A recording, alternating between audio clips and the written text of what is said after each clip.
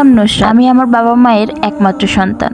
বলতে গেলে বলতে পারো পরিবারের সব থেকে আদরের মেয়ে ছিলাম আমি। ক্লাস 9 থেকে 10-এ ওঠার পরেই আমার বাবা মা একটা বিয়ে ঠিক করে। আমি পরিবারের অমতে কখনো কোনো কিছু করতে চাইনি। আমার নিজস্ব কোনো পছন্দও ছিল না। পরিবারের কথা মতোই আমি বিয়েতে রাজি হয়ে যাই। ছেলেটা যদিও বিয়ের আগে আমার পছন্দ ছিল না, কিন্তু আমার বাবা মা যেহেতু পছন্দ করেছিল তাই আমি বিয়েতে আর অমত করিনি। বিয়ের পর ভালোই কাটছিল দিনগুলো, কিন্তু 2 মাস যেতে না যেতেই আমার শাশুড়ি আর স্বামীর আসল রূপ আমার সামনে আসতে থাকে। বিয়ের মাত্র 2 মাস যেতে না যেতেই আমার স্বামী অনেক ছোট একটা ব্যাপার নিয়ে আমার গায়ে হাত তুলে। শাশুড়ি তার কথা আর কি বলবো, সে তো উঠতে বসতে আমাকে কথা শোনাতো, সাথে তো ননদ ছিলই। দুর্ভাগ্যবশত সেখানে আমার সংসারটা 5 মাসের মধ্যেই শেষ হয়ে যায়। দিন আমার আব্বুর সামনেই আমার স্বামী আমার গায়ে হাত তুলেছিল। সেদিন আব্বু আমাকে আর শ্বশুর বাড়িতে রেখে আসেনি, তার সাথে আমাকে নিয়ে আসে। বিয়ের মাত্র 5 মাসের মাথায় আমার সংসারটা ভেঙে যায়।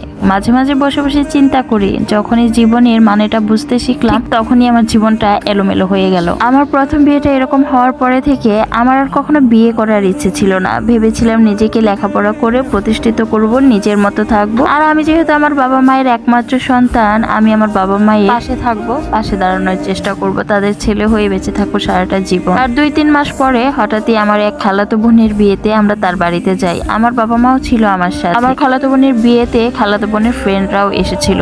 সেখান থেকে একটা ফ্রেন্ড আমাকে দেখে পছন্দ করে ফেলে। সে আমার সম্পর্কে সবকিছু জানতো, আমার খালাতো বোনের কাছ থেকে সবকিছু শুনেছিল। সবকিছু জেনে শুনে আমাকে ভালোবাসার প্রস্তাব দেয়। আমি মনে মনে স্থির করেই নিয়েছিলাম আমি আর কখনো কোনো ছেলের সাথে জড়াবো না, কখনো কোনো ছেলেকে আর বিশ্বাসই করতে পারবো না মন থেকে। কিন্তু সে অনেক পাগলামি করত, আমাকে সব সময় বোঝানোর চেষ্টা করত সে আমাকে ভালোবাসে সবকিছুতে। তারপর আমার খালাতো বোনের ফ্রেন্ডরা মিলেও আমাকে বোঝাতে থাকে সে নাকি ছেলে হিসাবে অনেক ভালো, আমি যেন তার সাথে রিলেশনে যাই। একটা সময় পর আমি তাকে হ্যাঁ বলে দেই। তার সাথে শুরু হয় নতুন করে স্বপ্ন দেখা, নতুন করে পথ চলা। বলেছিল সারাটা জীবন সে আমার পাশে থাকবে, সারা জীবন আমাকে আগলে রাখবে, কখনো কোনো পরিস্থিতিতে আমাকে ছেড়ে যাবে না। ভালোই চলছিল আমাদের রিলেশন। আমাদের রিলেশনের 1 বছরের মাথায় আমার বাবা মা আবার আমার বিয়ের জন্য তড়িঘড়ি করতে থাকে। আমার বাবা মা তার সম্পর্কে কোনো কিছু জানতো না, আমি বাড়িতে কোনো কিছু জানাইনি, কারণ সে তখন প্রতিষ্ঠিত ছিল না। এখন তাকে বলি যে এখন কি হবে, আমাকে তো বাড়ি থেকে বিয়ের জন্য চাপ দিচ্ছে, কিছু তো একটা করতে হবে। সে তখন আমাকে বলল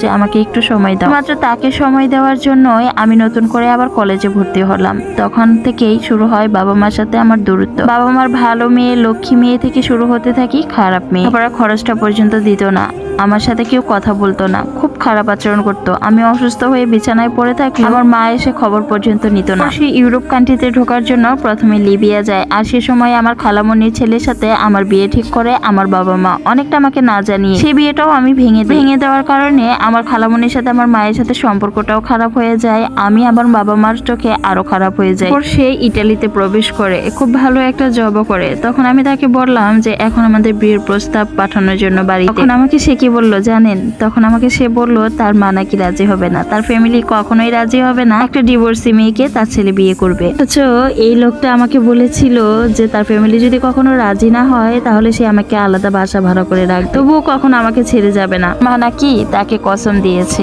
যে আমাকে যাতে বিয়ে না করে। অথচ তার মায়ের সাথে কথা বলে আমি জানতে পারলাম তার মা আমার সম্পর্কে কোনো কিছুই জানে না। শুধু ভাবি একটা মানুষ কতটা নির্মম ভাবে একটা মানুষকে ঠকাতে পারে, কতটা নির্মম ভাবে একটা মানুষের বিশ্বাসে আঘাত করতে পারে। যে মানুষটার জন্য আমি আমার বাবা মার বিরুদ্ধে গিয়ে অপেক্ষা করেছি, কত ভালো ভালো বিয়ের প্রস্তাব এসেছে সেগুলো রিজেক্ট করে দিয়েছি, আর সেই মানুষটা আজকে আমাকে ছেড়ে যাচ্ছে। 2 মাস হলো তার সাথে কোনো যোগাযোগ হয় না, তার সাথে কোনো কথা হয় না। সে আমাকে সব জায়গা থেকেই ব্লক করে দিয়েছে। কোনো কিছু বলতেও পারি না, কাকে কি বলবো? যে আমাকে ভালোবেসেছিল, হাতটা শক্ত করে ধরে রাখার কথা ছিল, সেই মানুষটাই তো আমাকে ধোঁকা দিয়ে চলে গেছে। এতে জীবনে আর কখনো কাউকে, কোনো ছেলে মানুষকে বিশ্বাস করতে পারবো না, এটা আমার পক্ষে আর সম্ভব না। এই সম্পূর্ণ স্টোরিটা একটা আপুর জীবন থেকে নেওয়া। আপুদেরকে বলছি, কেউ কথা দিল, স্বপ্ন দেখলো, স্বপ্নে বিভোর হয়ে কখনো বাবা মাকে কষ্ট দিতে যাবেন না, কারণ পৃথিবীতে সবাই নিষ্ঠুর, সবাই স্বার্থের জন্যই কাছে আসে। একমাত্র বাবা মাই নিঃস্বার্থভাবে সন্তানের পাশে থাকে।